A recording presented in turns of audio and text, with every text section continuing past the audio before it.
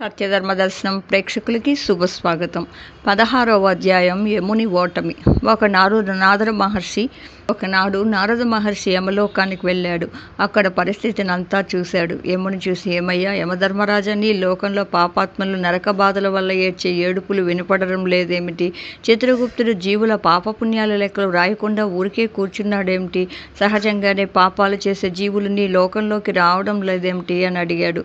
యమధర్మరాజు విచారంగా నారదును చూసి, మునీంద్ర, నా అవస్థ ఏమని చెప్పను? భూలోకంలో ఈశ్వాకు వంశస్థుడైన కీర్తిమంతుడు తాను విష్ణు భక్తుడై వైశాఖ వ్రతం మాసం చేస్తూ తన రాజ్యంలోని వారందరూ వ్రతం చేయాలని శాసించాడు. చెయ్యని వారిని కఠినంగా దండిస్తున్నాడు. అందుచేత ప్రజలందరూ రాజదండనకు భయపడో లేక విష్ణు భక్తితోనో వైశాఖ వాసం వ్రతం చేస్తున్నారు. పాపాలు నశించిపోగా వారంతా వైకుంఠానికి చేరుతున్నారు. నరకానికి వచ్చేవారెవరూ లేరు. అందువల్లనే నేను పని లేక ఎండిన చెట్టులాగా ఇలా ఉన్నాను. నాకు ఈ పరిస్థితి పోయి పూర్వ పరిస్థితి రావాలను. యజమాని చెప్పిన పని చేయక ఊరికే కూర్చొని అతడిచ్చిన జీతం తినేవాడు నరకాన్ని పొందుతాడని శాస్త్రాలు చెప్తున్నాయి. ఇప్పుడు నేను చేయడానికి పని లేక నరక బాధలను అనుభవించాలేమో. అందుకే నేను కీర్తిమంతుడి మీద దండయాత్ర చేయాలనుకుంటున్నాను. నేను ఇతన్ని చంపగలిగితే సరే, లేకపోతే బ్రహ్మదేవుడి దగ్గరకు వెళ్ళి నా కర్తవ్యం ఏమిటని అడుగుతాను అని చెప్పాడు. నారదుడు సరే అలాగే చెయ్యి అని వెళ్ళిపోయాడు. యముడు భయంకరమైన రూపంతో మహిషి వాహనాన్నెక్కి దండాన్ని చేతపుచ్చుకొని 50 కోట్ల యమభటుల కీర్తిమంతుడి మీద దాడి చేసి అతని నగరాన్ని ముట్టడించాడు. కీర్తిమంతుని శంఖం ఊది యుద్ధానికి పిలిచాడు. ఆ రాజు వచ్చిన వాడు యముడని తెలిసి కూడా అతనితో తన సైన్యంతో వచ్చి ఎదుర్కొన్నాడు. భయంకరమైన యుద్ధం జరిగింది. మృత్యువు, రోగము మొదలైన యమభటులు రాజు సైన్యాన్ని ఎదిరించలేక నిలవలేక పారిపోయారు. యముడెన్ని ఆయుధాలు ప్రయోగించినా ఆ కీర్తిమంతుని మీద పని చేయలేదు. ఆఖరికి యముడు తన దండాన్ని బ్రహ్మాస్త్రంతో అభిమంత్రించి కీర్తిమంతుడి మీద వదిలాడు. నిప్పులు కక్కుతూ వచ్చిన ఆ దండాన్ని చూసి అందరూ గంగోలెత్తి పారిపోయారు. అప్పుడు శ్రీ మహావిష్ణువు తన భక్తుని రక్షించడానికి సుదర్శన చక్రాన్ని పంపాడు. అది వచ్చి యమదండాన్ని, దాన్ని అడ్డుపెట్టుకొని ఉన్న బ్రహ్మాస్త్రాన్ని బలహీనం చేసి యముని మీదకు తిరిగింది. అంతటా కీర్తిమంతుడు ఆ సుదర్శన చక్రాన్ని ఇలా స్తుతించాడు. ఓ సుదర్శన చక్రమా, నీకు నమస్కారం. సర్వలోకాలను రక్షించే ఉద్దేశంతో నిన్ను ఆ శ్రీనాథుడు కుడి చేతిలో ధరించాడు. విష్ణు భక్తుడు మహాబలుడైన యముని రక్షింపమని నిన్ను ప్రార్థించుచున్నాను.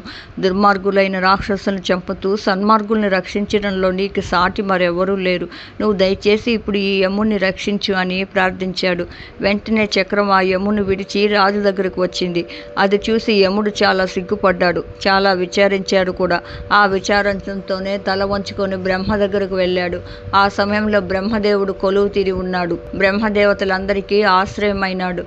జగత్తునికే పితామహుడు, జగత్తులనే వృక్షం విత్తనం వంటి వాడు. ఆ సభలో రూపం లేనివాడు, వాయువు వంటి వారు, రూపం కలవారు, దేవతా రూపం ధరించిన వేదాలు, పురాణాలు, ఇతిహాసాలు, సముద్రాలు, నదులు, సరస్సులు, వాపికూప తటాకాలు, మహావృక్షాలు, పర్వతాలు, కళలు, ముహూర్తాలు, కాష్టలు, పగళ్ళు, రాత్రులు, పక్షాలు, నెలలు, ఋతువులు, ఆయనాలు, సంవత్సరాలు, యుగాలు, నక్షత్రాలు, తిథులు, వారాలు, యోగాలు, కరణాలు సమావేశమై ఉన్నాయి.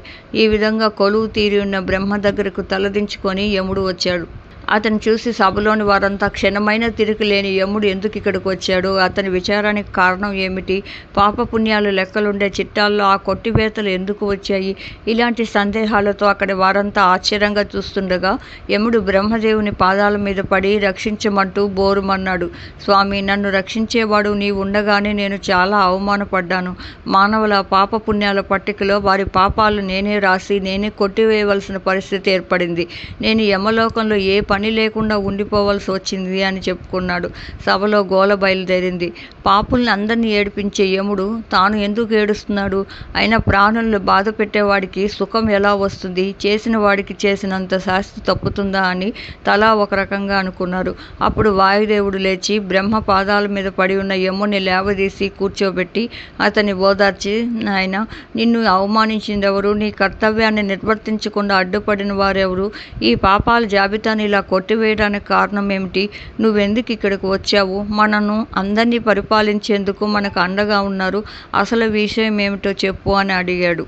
విష్ణుం జిష్ణుం మహావిష్ణుం ప్రభవిష్ణుం మహేశ్వరం అనేక రూప దైత్యారిం నమామి పురుషోత్తమం యశా పద్మాసనస్థ విపులకటితటి పద్మపత్రాయతాక్షి గంభీరావర్తనాభిః స్తనభరణమిత శుభ్రవస్తోత్తరీయ లక్ష్మీర్నే గజేంద్రనర్మణిగణఖచితై స్నాపిత హేమకుంభై నిత్యస్థ పద్మహస్త మమ వస్తుగృహే సర్వమాంగళ్యయుక్త స్వస్తి ప్రజాభ్యः పరిపాలయంతాం న్యాయేన మార్గేణ మహిం మహీసః గోబ్రాహ్మణేభ్యः శుభమస్తు నిత్యం లోకాः సమస్త సుఖినో భవంతు కాలే వర్షతు పర్జనః పృథ్వీ సస్యశాలినీ దేశోऽयं క్షోభరహితో బ్రాహ్మణాः సంతు నిర్భయాः అపుత్రో పుత్రిణస్తు పౌత్రిణः అదనः సదనः సంతు జీవంతు శరదాం శతం కాయేన వాచా మనసేంద్రియే వా బుద్ధ్యాత్మనా ప్రకృతి స్వభావాత్ కరోమి యత్ సకలం పరస్మై నారాయణాయేతి సమర్పయామి.